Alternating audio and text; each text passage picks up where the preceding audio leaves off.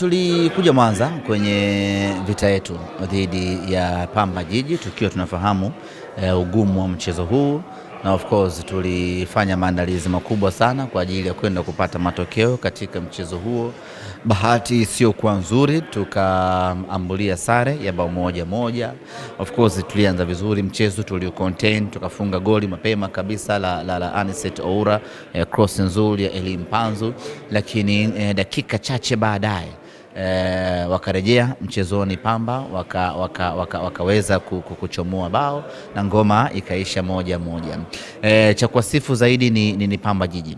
Jana wametupa mechi nzuri sana, walikuwa kwenye ubora wao sana, na wana mwalimu mzuri ambaye ana uwezo wa kuwamotivate vijana wake na kutengeneza mipango mizuri ya kiufundi. Francis Baraza ni moja kati ya top coaches ambao wanafundisha ligi ya Tanzania. Kwa hiyo akaifanya mechi kwa ngumu, na vijana wake walipokea maelekezo yake kikamilifu, na hatimaye wakatupa mechi dume kweli kweli.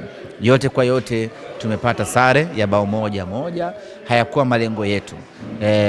Malengo yetu ilikuwa ni kupata ushindi, na kampeni yetu ni kushinda kila mchezo ambao uko mbele yetu, lakini kwa bahati mbaya jana tumepata sare. Tunapokea matokeo hayo na tunaelekea mbele kwa tukio imara zaidi.